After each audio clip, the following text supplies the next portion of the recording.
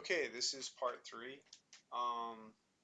I think this might be considered more of a kind of supplemental to the guide, but I mean, for me, I think this is pretty important.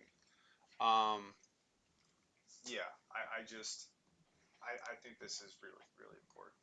So this part is called inspiration uh, and also references.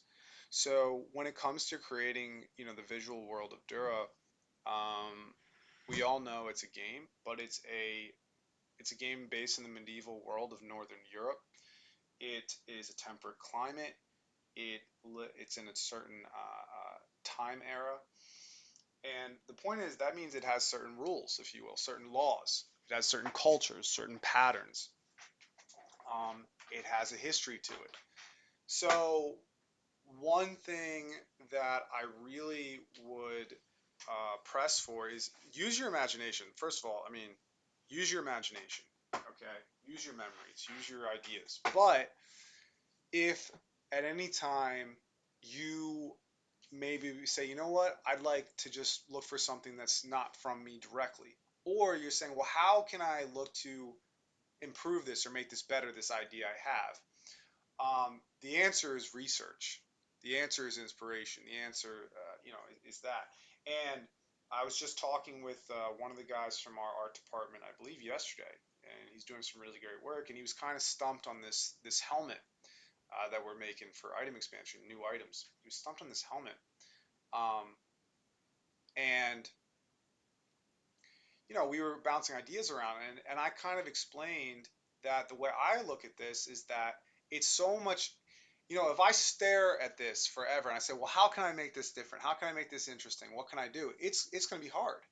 But if I look at it and I said, okay, let me just go look at other stuff in the world, it becomes instantly so easy. I mean, you get exploding with ideas, like 10, instantly, like 10 different ideas of how to approach it, right? So that's what I'm going to talk about. We're going to keep this brief, but I do think it's important. So, inspiration and reference.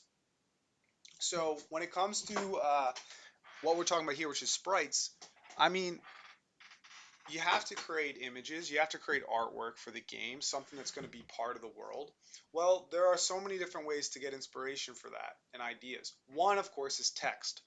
There's lots of stuff out there. I mean, this is obvious, but I put up here. This is the Nibelungen. I can't pronounce it correctly, but you can read what it is. It's an epic poem written in the 1200s in German and whatnot, and it's the classic story. It's like Odysseus, but different. The Odyssey, but different.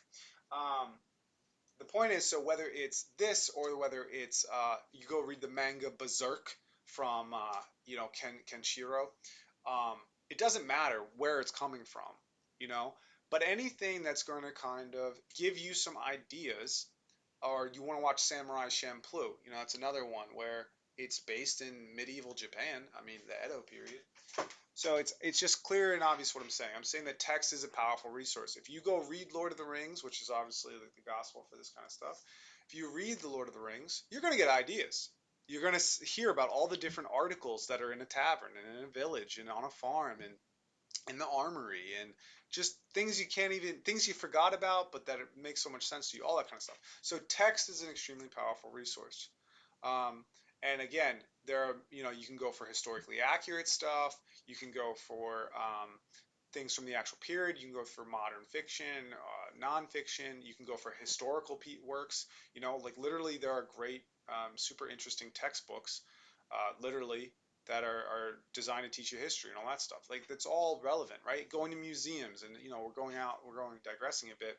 Or like I say, doing more of you go anime, you could go graphic novels. There's all sorts of stuff.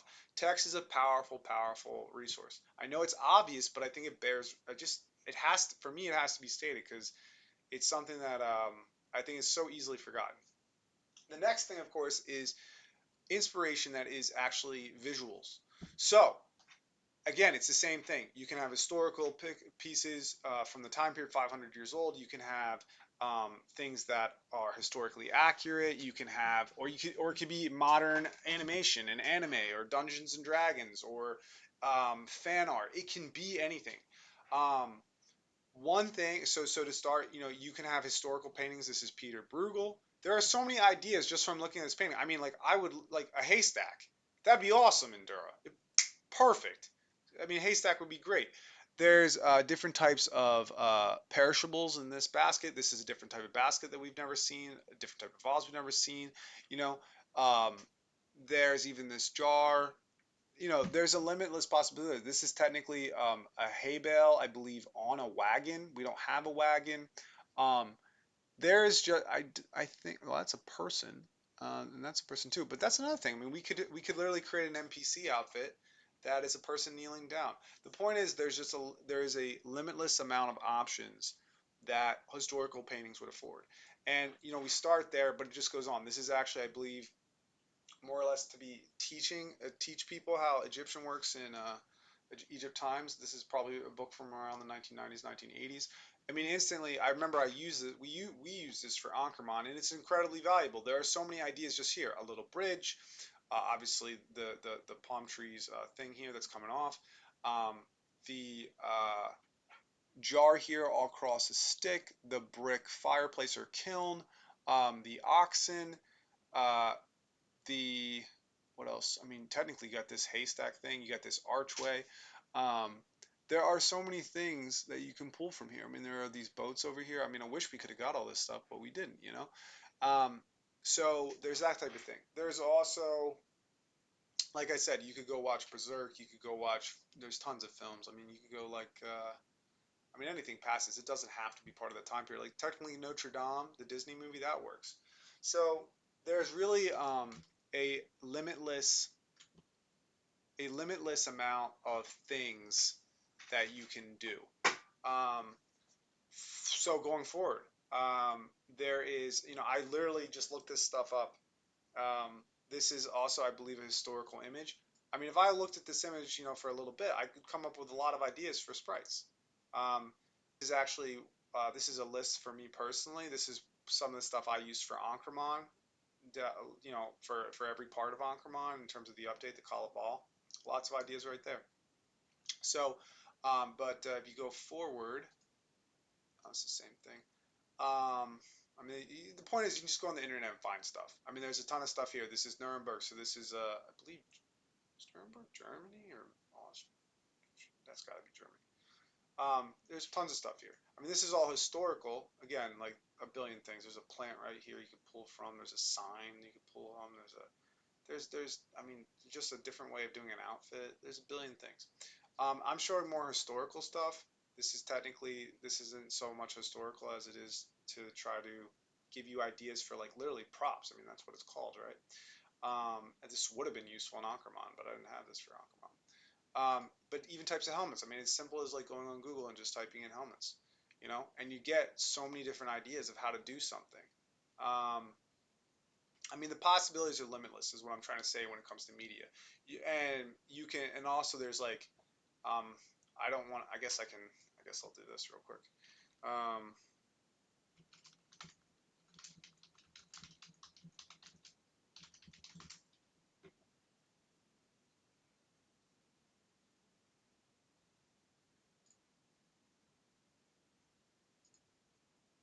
yeah. So this is an artist. I don't know if this is AI. I don't think it is. Um, this is a straight up artist.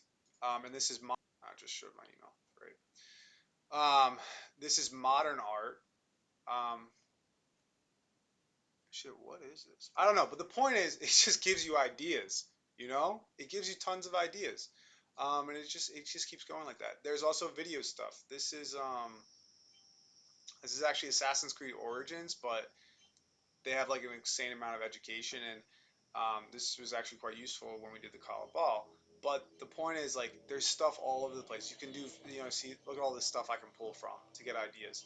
So there is, there is Oh man, I mean, look at it. So the point I'm trying to make is you have text, you have single images.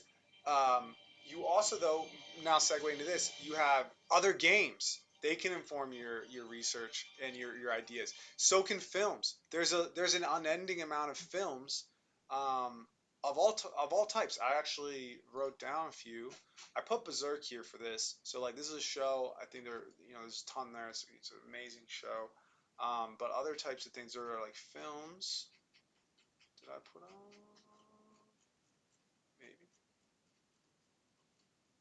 Okay, yeah. So like Name of the Rose, it's literally set in like the 1200s. It's a great film, but there's like so many potential ideas for what you can do in a world visually. Same thing with Monty Python. This is literature stuff. Princess Bride. So I know it is obvious. I know it is obvious, but there is so much. The idea that you could ever be stumped is it's an unfortunate trapping of our own mind. It's not true. There's always inspiration out there to kind of get you thinking. The other one I will mention is AI.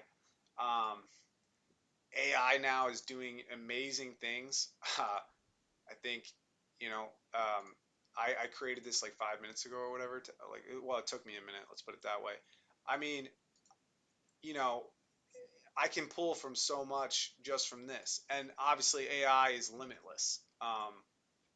Quite literally. I mean, I typed in here medieval street during Black Plague. Gave me also. There's all sorts of ideas I can pull from here to try, like look at that. I mean, but more one item at a time. Like there's plenty of stuff like there just is. So so um so another thing I wanted to do was just talk about AI when it comes to actual other ways of working with it. So you can literally ask it to create sprites, for example, and from those sprites, you can't use these in Dura, obviously, but they can give you ideas, things creative and different ways to do things. You can also go this route where you're doing more of a specific item that is a shield, but you of course can extrapolate this in any direction for any type of visual. I mean, if you want to just with AI, you can input and pursue anything visually that you want to learn about, you want to kind of see, um, or something that you already are aware of, but you just want to see variations of it. So, yeah, it's another tool when it comes to coming up with ideas of what to sprite and how to sprite. It's obviously limitless. So I think you have all sorts of options. You have film and video, you have text, you have pictures, you have other video games, and you can go the historical route or you can go kind of a modern fiction route. There's so many options. I mean, even there's the Lord of the Rings artwork.